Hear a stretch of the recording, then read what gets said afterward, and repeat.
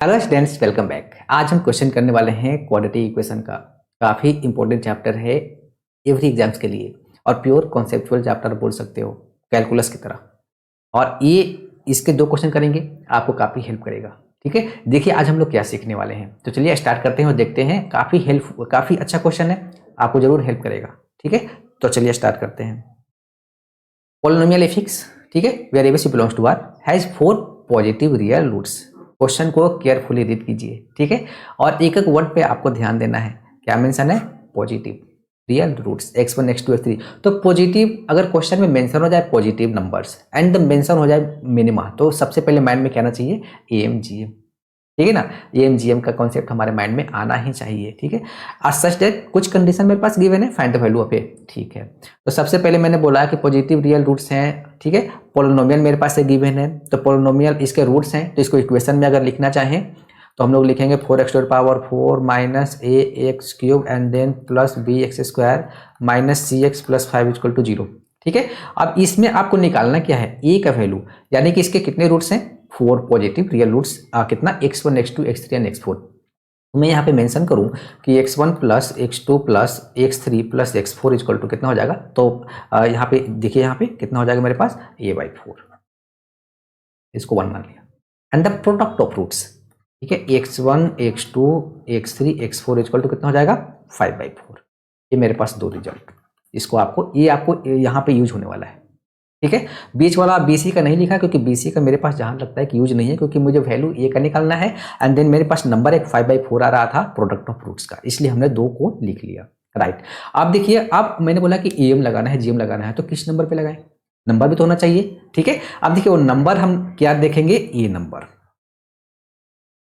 ये 4 नंबर, क्योंकि अगर x1 x2 x3 पॉजिटिव है तो x1/2 x2/4 x3/5 x4/8 ये भी पॉजिटिव होगा। ठीक है, तो मैं यहाँ पे लिख देता हूँ कि x1/2 then x2/4 then x3/5, ठीक है, एंड देन x4/8 भी पॉजिटिव नंबर्स, पॉजिटिव नंबर।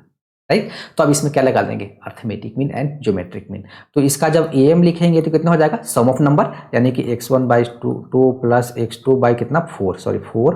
ठीक है, एंड देन प्लस यहाँ पे लिखेंगे x3/5 and then plus x4/8 divided by कितना 4 विच इज इक्वल टू, अब ये रिजल्ट मेरे पास गिवन है 1, यानी कि 1/4, मतलब AM मेरे पास आ गया 1/4। अब निकालेंगे GM, तो GM मेरे पास हो जाएगा प्रोडक्ट ऑफ नंबर्स, यानी कि यहाँ पे लिखेंगे x1/2 इंटू x2/4 इंटू कितना हो जाएगा x3/5 इंटू x4/8 और पावर कितना 1/4।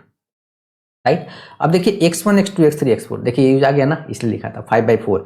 तो मेरे पास गिवन है 5/4 इंटू 2 इंटू 4 इंटू 5 इंटू 8। ठीक है, एंड होल पावर कितना है 1/4।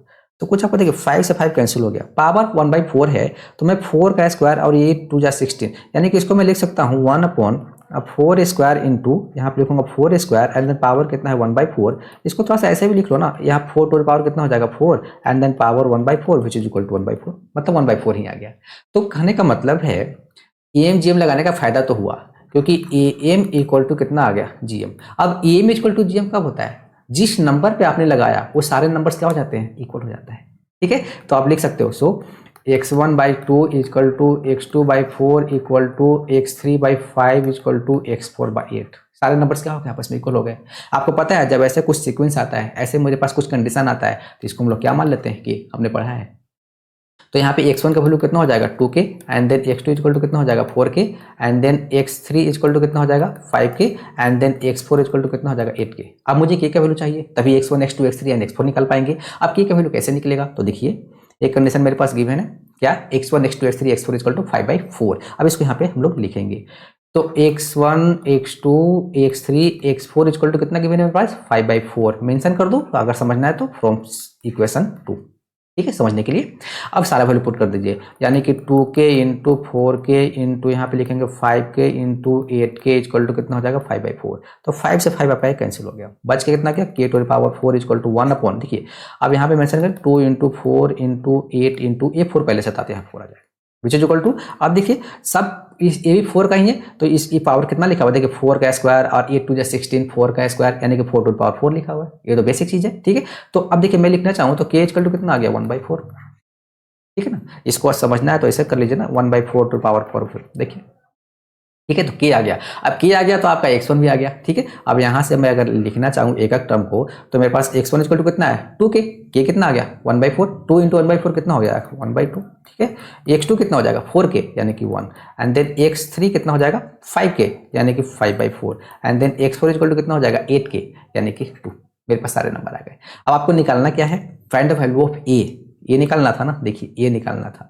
तो मेरे पास 1 इक्वेशन गिवन है, तो क्या लिखेंगे, सो अब यहाँ पे हम लोग लिखेंगे x1 plus x2 plus x3 plus x4 equal to कितना है a/4, राइट। अब वैल्यू तो आपको पता ही है क्या क्या, देख लीजिए एक बार थोड़ा सा, 1/2 1, 5/4 2, ठीक है। वैल्यू पुट कर दीजिए, तो 1/2 plus 1 plus 5/4 and then plus 2 equal to कितना लिखोगे a/4, एलसीएम ले लीजिए 4, तो यहाँ पे कितना हो जाएगा 2 plus 4 plus 5 plus 8 equal to a/4, ये कैंसिल हो गया। सो यहाँ 8 प्लस 5 13, 13 प्लस 4 17, 17 प्लस 2 19, यानी कि 19 इक्वल टू ए, मेरे पास आंसर आ गया। अब देखिए ऑप्शन मैच करा के देखिए आ रहा है क्या, ये ऑप्शन, राइट, ये हमारा आंसर आ गया। तो समझ में आया। तो देखिए ऐसे क्वेश्चन पे हमें प्रैक्टिस करना चाहिए, ठीक है। देखिए एक मेरे पास एक और क्वेश्चन है, आज हम लोग 2 क्वेश्चन करने वाले हैं। देखिए एक और क्वेश्चन आ गया, solve this if roots of the equation are in H. P देखिए यहाँ पे एक और कॉन्सेप्ट है कि अगर कहीं भी आपको एचपी मिलता है ना, तो एचपी का कॉन्सेप्ट ना यूज करके आपको एपी का कॉन्सेप्ट यूज करना है, क्योंकि एचपी क्या होता है, एपी का रेसिप्रोकल होता है, ठीक है। तो अब यहाँ पे कैसे यूज करेंगे देखिए, तो इक्वेशन मेरे पास गिवन है 6x³ minus 11x² plus 6x minus 1 equal to 0, ठीक है। इसके रूट्स एचपी में है, तो हम लोग क्या करेंगे, सबसे पहला स्टेप है कि x इक्वल टू आपको 1/y पुट कर देना है, ठीक है ना, रेसिप्रोकल का। तो चलिए देखिए, तो यहाँ पे हो जाएगा 6 अपॉन, यहाँ पे हो जाएगा y³ minus 11/y² plus 6/y minus 1 equal to 0।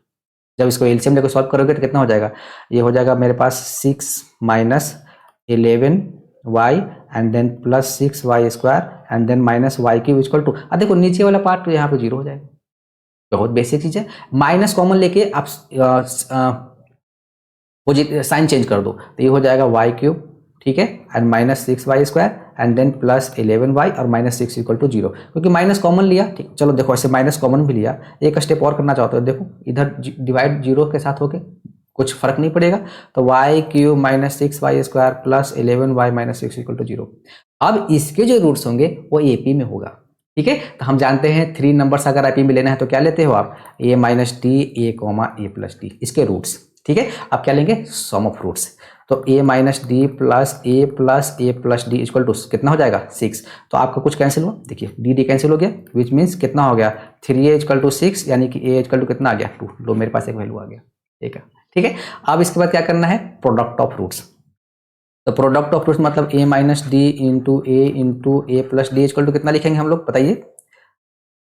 यहाँ पे माइनस b/s c/a 6, ये भी 6 है, ठीक है। देखिए अब यहाँ पे वैल्यू पुट कर दीजिए आप a का, यानी कि अब लिखोगे आप 2 minus d into 2 plus d equal to 6, which means यहाँ पे चलिए इसको कैंसिल कीजिए, सबसे पहले ये कैंसिल हो गया, यानी कि 4 minus d square equal to 3, यानी कि d square equal to 1, that means d equal to plus minus 1 हमारे पास आ गया।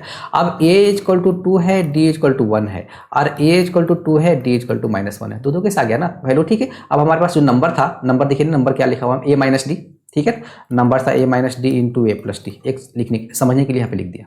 अब देखिए 2 माइनस 1 1 एंड देन 2, और यहाँ पे कितना हो जाएगा 3, यही नंबर था तो 2, देखिए अब 2 माइनस इंटू माइनस ये हो जाएगा 3, यहाँ 2 जाएगा 1, देखो 1 2 3 ही आ रहा है आपका नंबर, ठीक है। तो कहने का मतलब है y का वैल्यू कितना आ गया, 1 आ गया, 2 आ गया और 3 आ गया।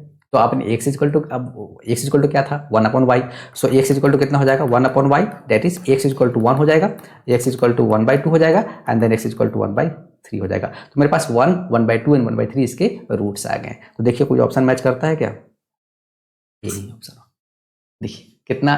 तो एचपी दो कॉन्सेप्ट सीखा कि एचपी का क्वेश्चन हो तो एपी में कन्वर्ट कर दीजिए, ठीक है। अगर पॉजिटिव नंबर मेंशन है क्वेश्चन में तो आपको EMGM पहला थॉट माइंड में आना चाहिए, ठीक है। तो कैसा लगा वीडियो, कैसा लगा concept, thank you, all the best, good luck.